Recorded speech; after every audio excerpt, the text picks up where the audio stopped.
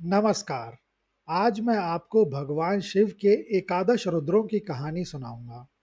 भगवान शिव के एकादश रुद्र अर्थात 11 रुद्र वास्तव में महादेव के वे 11 शक्तिशाली स्वरूप हैं जो ब्रह्मांड की सुरक्षा, अनुशासन और प्रलय के समय संहार का कार्य करते हैं।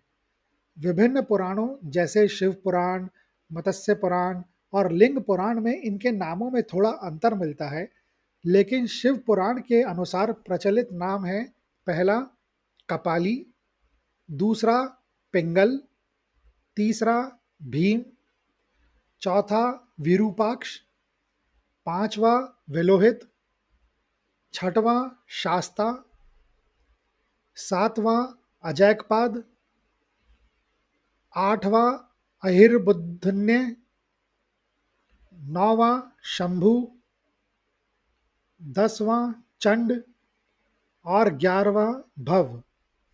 भगवान शिव के एकादश रुद्रों की उत्पत्ति की कथा अत्यंत रोचक है। विभिन्न पुराणों में इसके दो प्रमुख प्रसंग मिलते हैं, एक भगवान ब्रह्मा के क्रोध से और दूसरा कश्यप ऋषि के वंश से। मैं आपको यह दोनों ही प्रसंग सुनाता हूँ। पहला प्रसंग है भगवान ब्रह्मा के भ्रुकुटी के से उत्पत्ति। यह कथा उस समय की है जब समय का चक्र अभी आरंभ ही हुआ था। सृष्टि के रचयिता पितामह ब्रह्मा अत्यंत एकाग्रता के साथ संसार के विस्तार में लगे थे। भगवान ब्रह्मा ने अपनी मानस शक्ति से सबसे पहले 4 ऋषियों को जन्म दिया: सनक, सनंदन, सनातन और सनत कुमार। भगवान ब्रह्मा की इच्छा थी कि ये चारों पुत्र संसार की रचना में उनका हाथ बटाएं और प्रजा का विस्तार करें, किंतु वे चारों ऋषि जन्म से ही विरक्त और परम ज्ञानी थे। उन्होंने हाथ जोड़कर पितामह से कहा, हे तात, हमें इस मोह माया की सृष्टि से कोई रुचि नहीं है। हम अपना संपूर्ण जीवन केवल परब्रह्म की भक्ति और तपस्या में व्यतीत करना चाहते हैं। इतना कहकर वे चारों वन की ओर चले गए। भगवान ब्रह्मा को अपनी ही संतान द्वारा आज्ञा का उल्लंघन करते देख गहरा आघात लगा। उन्होंने स्वयं को शांत रखने का प्रयास किया, किंतु उनका क्रोध उनके भीतर किसी ज्वालामुखी की तरह धधकने लगा। उन्होंने अपनी इंद्रियों को वश में करने की कोशिश की, जिससे उनके मुख पर एक अलौकिक तनाव पैदा हो गया। तभी क्रोध के उस चरम वेग के कारण उनकी भ्रुकुटी अर्थात बाहों के मध्य से एक महान तेज प्रकट हुआ। वह प्रकाश इतना तीव्र था कि तीनों लोग उससे चकाचौंध हो गए। उस तेज के पुंज से एक अद्भुत बालक प्रकट हुआ। वह बालक आधा नीला और आधा लाल था, इसलिए उसे नील लोहित कहा गया। वह सामान्य शिशुओं की तरह नहीं था, उसका तेज साक्षात काल के समान प्रतीत हो रहा था। जैसे ही वह बालक संसार में आया, उसने एक भयंकर गर्जना की और जोर जोर से रोने लगा। उसके रुदन की ध्वनि से संपूर्ण ब्रह्मांड थरथराने लगा। बालक को इस प्रकार व्याकुल होकर रोते देख भगवान ब्रह्मा उसके समीप गए और प्रेम पूर्वक पूछा, हे पुत्र, तुम इस प्रकार करुण रुदन क्यों कर रहे हो? क्या तुम कुछ कहना चाहते हो? बालक ने रूंधे हुए कंठ से कहा, हे पितामह, इस संसार में मेरा अस्तित्व क्या है? मेरा नाम क्या है? और मेरा स्थान कहाँ है? मुझे नाम और स्थान दीजिए, अन्यथा मैं इसी प्रकार रोता रहूंगा। भगवान ब्रह्मा ने मुस्कुराते हुए कहा, हे बालक, चूंकि तुम जन्म लेते ही जोर जोर से रोए हो अर्थात तुमने रुदन किया है, इसलिए संसार तुम्हें रुद्र के नाम से जानेगा। किंतु वह बालक एक बार के नामकरण से शांत नहीं हुआ। वह बार बार रोता रहा और भगवान ब्रह्मा से और नाम मांगता रहा। बालक की व्याकुलता को देखकर भगवान ब्रह्मा ने उसे कुल 11 नाम और 11 स्थान प्रदान किए, जिन्हें आज हम एकादश रुद्र कहते हैं। भगवान ब्रह्मा ने कहा, तुम्हारे ये 11 रूप संसार में मन, इंद्रियों और प्राणों के रूप में निवास निवास करेंगे। तुम हृदय, प्राण, आकाश, वायु, अग्नि, जल और सूर्य चंद्रमा में स्थित रहोगे। तुम ही रक्षक हो और तुम ही संहारक। जैसे ही भगवान ब्रह्मा ने उन्हें ये नाम और स्थान दिए, वह बालक शांत हो गया। रुद्र के वे 11 अंश फिर अपनी अपनी शक्तियों के साथ ब्रह्मांड के विभिन्न कोनों में स्थापित हो गए, ताकि वे सृजन और प्रलय के बीच संतुलन बनाए रखें। इस प्रकार भगवान ब्रह्मा के उस क्रोध ने विनाश को नहीं, बल्कि ब्रह्मांड के सबसे शक्तिशाली रक्षकों को जन्म दिया। एकादश रुद्रों की उत्पत्ति का दूसरा प्रसंग है कश्यप ऋषि और सुरभि की कथा, जो कि मत्स्य पुराण में वर्णित है। इस कथा के अनुसार जब असुरों ने देवताओं को पराजित कर स्वर्ग से निकाल दिया, तब माता अदिति के पुत्र अर्थात देवता अत्यंत दुखी थे। भगवान ब्रह्मा की आज्ञा से महर्षि कश्यप ने अपनी पत्नी सुरभि, जो दिव्य कामधेनु गाय का स्वरूप मानी जाती हैं, के साथ घोर तपस्या की। उनकी तपस्या से प्रसन्न होकर भगवान शिव ने उन्हें वरदान दिया। भगवान शिव के अंश से सुरभि के गर्भ से 11 पुत्र उत्पन्न हुए।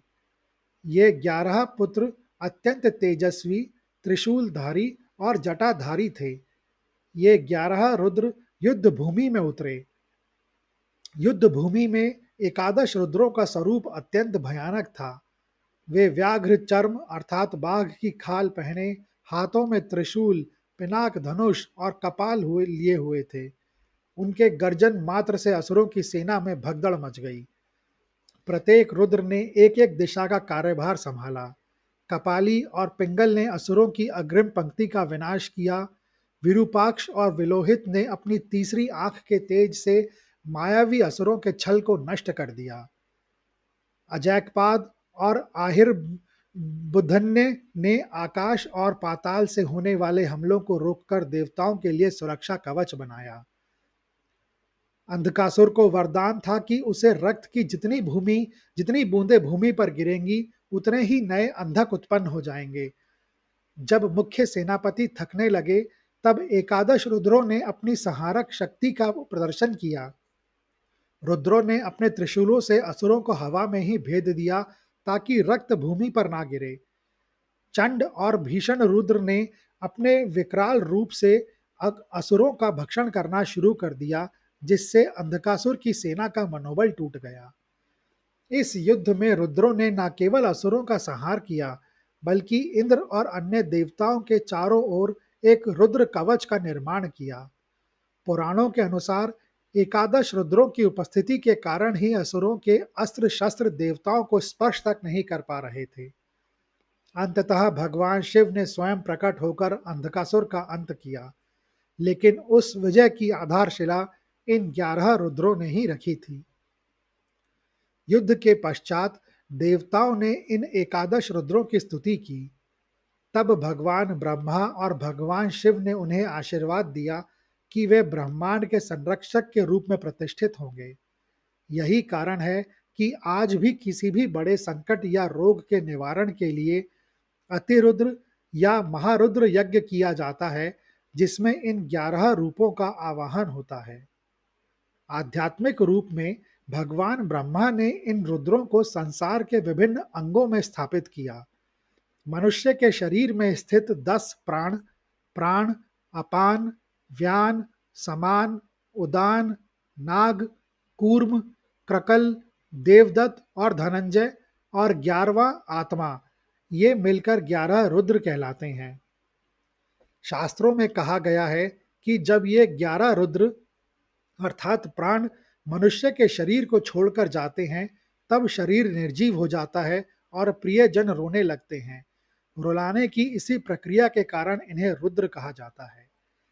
शिव पुराण के अनुसार भगवान ब्रह्मा के इन 11 रुद्रों के लिए 11 रुद्राणियों को उत्पन्न किया, जिन्हें घी, वृत्ति, ऊष्णा, उमा, न्युत, सर्पी, ईला, अंबिका, ईरावती, सुधा और दीक्षा कहा जाता है। भगवान शिव के ये एकादश रुद्र ब्रह्मांडीय संतुलन और हमारे स्वयं के जीवन का आधार हैं।